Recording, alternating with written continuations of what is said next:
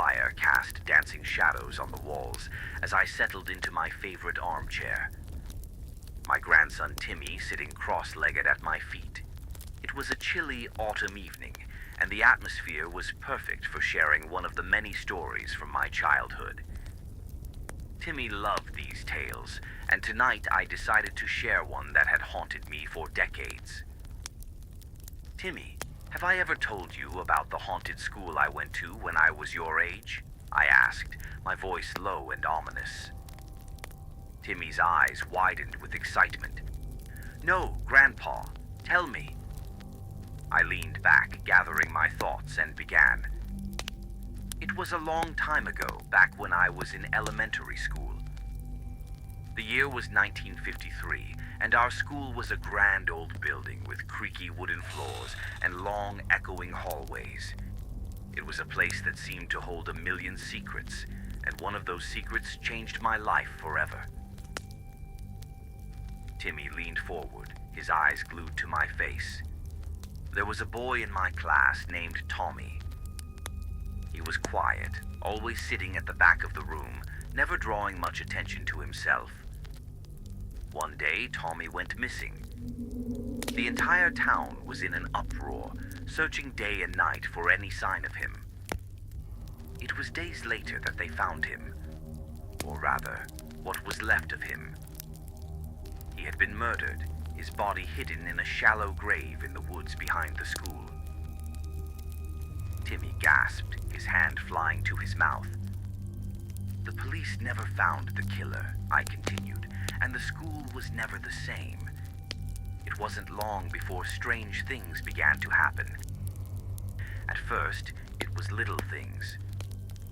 Books falling off shelves, doors slamming shut on their own. But then, students and teachers started seeing Tommy. Timmy's eyes were as wide as saucers. They saw his ghost? I nodded solemnly. Yes, they did.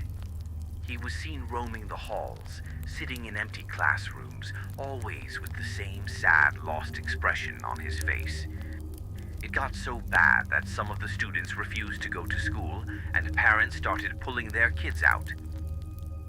What did you do, Grandpa? Timmy asked, his voice barely above a whisper.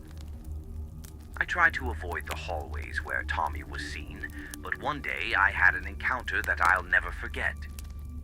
It was late, and I had stayed behind to finish a project. The halls were empty, and the only sound was the distant hum of the janitor's cart. As I was leaving, I ran into the janitor, Mr. Hargrove. He was a strange man, always keeping to himself, and there were rumors that he had a dark past.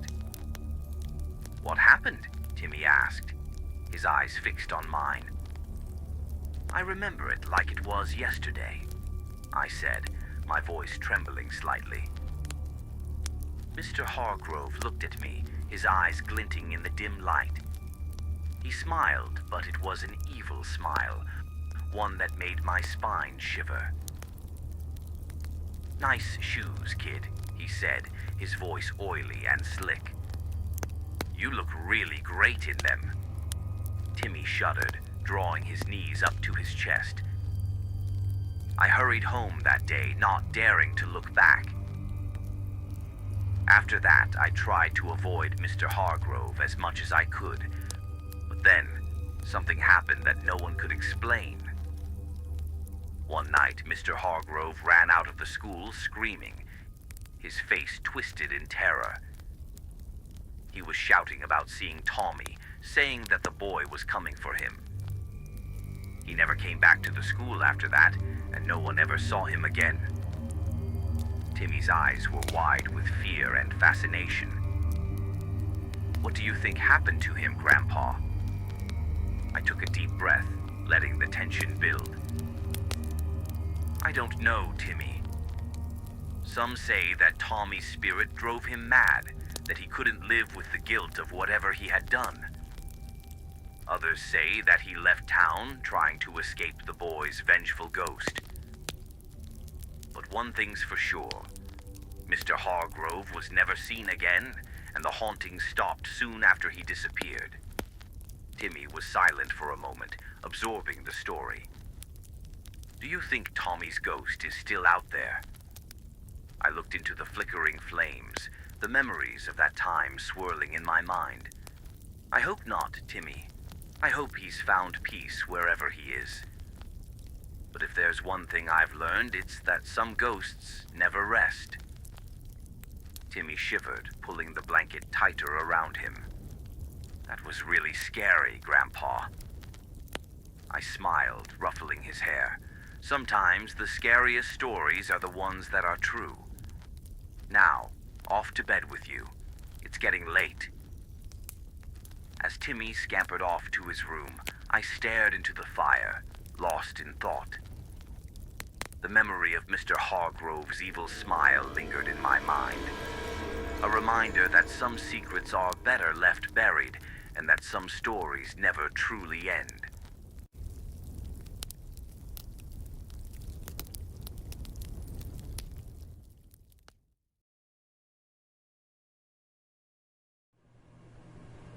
I sat alone in my lab, the blue glow of my computer screen casting eerie shadows on the walls. The hum of the machines was my only company as I meticulously recorded my findings. For years, I'd been working on a secret project, one that I had kept hidden from my colleagues and superiors. They would never have approved, but I knew that my work would change everything. Tonight was the night. My calculations were perfect, and the equipment was finely tuned. I had triple-checked every detail. The portal was ready to be opened. I set up surveillance cameras around the lab, making sure every angle was covered. This was a moment that needed to be documented. I took a deep breath and began the activation sequence. The machine roared to life, and a swirling vortex of darkness materialized in the center of the lab. The portal to another dimension was open. It was pitch black on the other side, an abyss that seemed to swallow the light around it. "Hello?" I called out, my voice trembling slightly. "Is anyone there?" There was only silence, a silence so profound that it felt like a physical presence. I felt a chill run down my spine, but I pushed it aside. This was the culmination of my life's work. The lab door burst open, and I turned to see Dr. Harper and Dr. Mitchell, my colleagues, rushing in. They must have seen the energy readings and come to investigate. "What the hell are you doing, Andrews?" Harper shouted, grabbing my arm and pulling me away from the portal. "Stop this madness," Mitchell added, his eyes wide with fear as he glanced at the portal. "Let me go," I yelled, struggling against their grip. "You don't understand. This is a breakthrough." Before they could respond, a hand emerged from the portal. It was grotesque, a twisted amalgamation of man and beast, covered in dark, matted fur with claws that glinted in the dim light. We all froze, staring in horror as the creature stepped through. It towered over us, a dark figure with glowing red eyes that burned with malevolent intelligence. It looked down at us, and with a wave of its hand, Harper was flung against the wall. The force was so great that his body exploded in a spray of blood and bone. Mitchell screamed, his face pale with terror. The creature focused its gaze on him, and with a sickening crunch, his head exploded, showering the lab in gore. I stood there, paralyzed by fear, unable to comprehend the nightmare unfolding before me. The alarms blared to life, a deafening wail that signaled the arrival of security. Armed guards stormed into the lab, their guns trained on the creature, but it was futile. With a flick of its wrist, the creature sent them flying, their bodies reduced to unrecognizable smears of blood and flesh. The creature turned its attention to the last remaining guard, A young man who looked barely out of his teens. He trembled as he raised his weapon, but the creature moved too fast. It grabbed him, its claws digging into his flesh. The guard screamed as the creature began to tear him apart, piece by piece, until there was nothing left but a bloody mess on the floor. I watched in horror as the creature began to transform. Its body twisted and contorted, taking on the appearance of the guard it had just killed. Within moments, it looked exactly like him, down to the terrified expression on his face. The creature turned to me, its eyes still glowing with that same malevolent intelligence. "I'll be back for you," it said in a voice that was a chilling mimicry of the guard's. Then it turned and walked out of the lab, leaving me standing amidst the carnage. I collapsed to the floor, my mind reeling. The portal had been a success, but at what cost? I had unleashed a monster into our world. A creature that could kill with impunity and take on the appearance of its victims. The lab was silent now. The only sound was the distant wail of the alarms. I knew that the creature would be back, and that when it returned, it would be for me. I had opened the portal, and now I had to live with the consequences.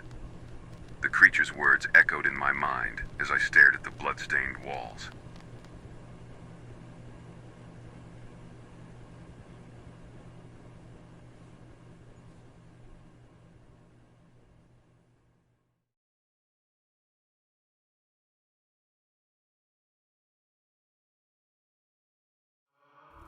The city burns, an inferno of chaos and destruction. I stand atop a crumbling high-rise, the flames reflecting off the shattered glass and steel around me. Smoke chokes the sky, casting an eerie orange glow over the devastation below. This was my city once, a place I fought for, bled for, but now it's a war zone. A testament to my failure. And at the center of it all is him. My Nemesis, the man who has tormented me for decades. We've clashed countless times, each encounter more brutal than the last. But this is different. He's gone too far this time. I see him approach, his silhouette framed by the flames. His face is a mask of madness, his eyes gleaming with a twisted joy. "Finally, you're here," he says, his voice cutting through the roar of the fire. "I was beginning to think you'd miss the grand finale." "Hollow, you deranged maniac," I say, my voice heavy with the weight of years of conflict. Why? Why take it this far?" He laughs, a sound devoid of any real humor, more like a bark of bitterness. "Why? You really want to know why?" He steps closer and I see the years of torment etched into his face. The scars, both physical and emotional, that have driven him to this point. "Fine. Let me tell you a story." He begins to pace, his movements erratic, fueled by a manic energy. "I was born into a nightmare, Hawkeye. My father was a monster, and my mother was a victim. I watched her die when I was 5, beaten to death while I hid under the bed, too scared to move and too weak to help. After that, the system took me in. You know what that's like? Bouncing from one hellhole to another. Each foster home is worse than the last." I say nothing, letting him speak and trying to buy myself more time. I glance at the timer on my wrist, the seconds ticking away. He continues, oblivious to my distraction. "I learned to survive and to fight, but it wasn't enough. Survival is meaningless without control. I needed to be in control to make sure I would never be that scared little boy again. So, I became this." He gestures to himself, a figure of chaos and destruction. For years I played this game with you, the hero and the villain, the eternal struggle. It gave me purpose, something to focus on. But it wasn't enough. This city, this rotten, corrupt city, never changed. No matter what I did, no matter how many times I tried to shake it up, it stayed the same. So I decided to bring it to its knees, to tear it down, and to rebuild it from the ashes. Hollow, you don't have to do this, I say, trying to keep my voice steady as the flames lick at the edges of the rooftop. We can still save the city, together. He shakes his head, a sad smile twisting his lips, but it quickly fades, replaced by a fierce glare. It's too late for that, Nighthawk. This city is beyond saving. It needs to be destroyed. Before I can react, he lunges at me, fists flying. I barely dodged his first punch, the air whistling past my ear. I retaliate with a quick jab to his ribs, but he absorbs the blow and grabs my wrist, twisting it painfully. Naive as ever, he snarls, shoving me backward. I stumble, catching myself just before hitting the edge of the roof. The flames below reflect the chaos inside me as I regain my footing. Stop this, Hollow, I shout, adrenaline coursing through my veins. You don't want to go down this path. He scoffs and charges again. This time I sidestepped, grabbing his arm and flipping him over my shoulder. He hits the ground with a thud, but he rolls to his feet almost immediately, a manic grin on his face. Impressive, Nighthawk. But you'll need more than that to stop me. We circle each other, the heat of the fire surrounding us. I feinted left, then struck right, landing a solid punch to his jaw. He stumbles but quickly recovers, launching a brutal kick that connects with my side, knocking the wind out of me. I gasp, doubling over as he moves in again, seizing the moment. Before I can react, he tackles me to the ground, pinning my arms above my head. I struggle against him, but he's stronger, fueled by a desperate rage. This is your fault, he growls, reaching into his belt for a length of rope. You could have joined me, but now you'll just watch as everything crumbles. Hollow, please, I plead, trying to break free. You don't have to do this. She would not have wanted this for the city. He ignores my words, binding my wrists tightly. You're too late to change anything, Nighthawk. You'll witness the birth of a new world, one built from the ashes of the old. With my hands tied, I squirm under him, but he holds me down effortlessly. I lock eyes with him, desperation flooding my chest. I'm sorry, Hollow. I wish it could have been different.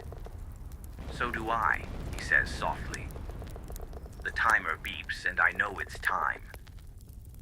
Goodbye, Hollow. His eyes widen as he sees the detonator in my hand. No, you wouldn't. I have to, I say, my voice breaking. For the city. I press the button and the world erupts into fire and noise. The blast tears through the building, a blinding flash of light and heat.